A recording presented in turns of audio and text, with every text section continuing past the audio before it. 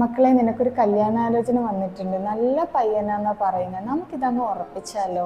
ഉമ്മച്ചി ഇതെന്താ പറയുന്നത്? ഞാൻ +2 പഠിക്കുന്നല്ലേ ഉള്ളൂ. അവനോട് പോയി ജോലി നോക്കാൻ പറ. പിന്നെ കല്യാണം പോലും.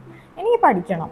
ഓ, +2 പരീക്ഷ ഇപ്പൊ കഴിയുമല്ലോ, അതിനുശേഷം നമുക്ക് കല്യാണം ഉറപ്പിച്ചാൽ മതി. ഉമ്മച്ചി, ഞാൻ പറയുന്നൊന്ന് കേക്ക്. എനിക്ക് പഠിക്കണം. എനിക്ക് ഡിഗ്രി ഒക്കെ കഴിഞ്ഞ് ജോലി വാങ്ങിച്ചിട്ട് മതി കല്യാണമൊക്കെ. ഇടി, ഇപ്പോഴത്തെ പയ്യന്മാർക്ക് വലിയ പ്രായമായ പെൺപിള്ളേരെ ഒന്നും വേണ്ട. ഇനിയും നീ +2 കഴിയട്ടെ, ഡിഗ്രി കഴിയട്ടെ എന്ന് പറഞ്ഞുകൊണ്ടിരുന്നാലേ നീ ഇങ്ങനെ പുര നിറഞ്ഞിരിക്കത്തേ ഉള്ളൂ. നീ ഇനി ഒന്നും പറയാൻ നിൽക്കേണ്ട. ഞാനും നിന്റെ ബാപ്പിച്ചിയും കൂടെ ആ ഒരു പയ്യനുമായിട്ടുള്ള കല്യാണം തീരുമാനിച്ചു കഴിഞ്ഞു. ഇനി പഠിത്തമൊക്കെ അവന്റെ വീട്ടിൽ പോയിട്ട് മതി കേട്ടോ. പിന്നെ അവള് വലിയ പറ്റക്കാരി വന്നിരിക്കുന്നു. അല്ലെങ്കിൽ പഠിക്കാൻ പറഞ്ഞാൽ കേൾക്കത്തില്ല. ഇപ്പൊ ഒരു കല്യാണ ആലോചന വന്നപ്പോ അവൾക്ക് പഠിക്കണമെന്ന്.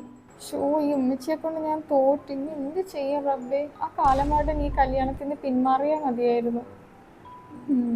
പക്ഷെ കല്യാണം ആവുമ്പം നല്ല ബിരിയാണിയും കിട്ടും, കുറേ ഓർണമെന്റ്സ് ഇടാം, മേക്കപ്പ് ഒക്കെ ഇട്ട് നല്ല രസമായിട്ട് നിൽക്കാല്ലേ. പിന്നെ സമ്മതിച്ചേക്കാം. ഷോ, ആ ഉസ്താദ് വെരിക്കോസ് വെയിൻസിന്റെ ദുആ പറയാന്ന് പറഞ്ഞിട്ട് പറഞ്ഞില്ലല്ലോ. എനിക്കാന്നെ വേദന ഉണ്ട്, വയ്യ അല്ലാ.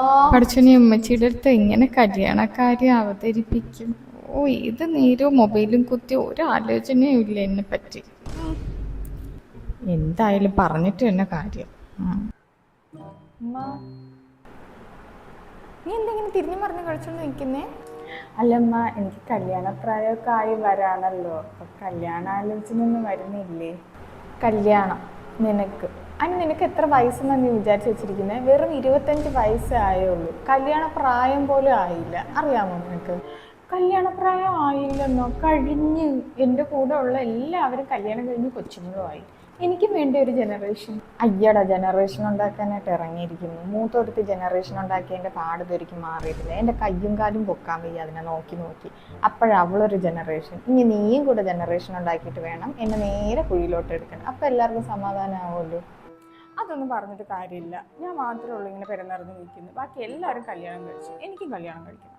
നിന്നോടല്ലേടി ഇപ്പം കല്യാണം നടത്തുന്നില്ല എന്ന് പറഞ്ഞേ? മര്യാദയ്ക്ക് നീ ജോലിക്ക് പോയേ. അവളൊരു കല്യാണം പോയി.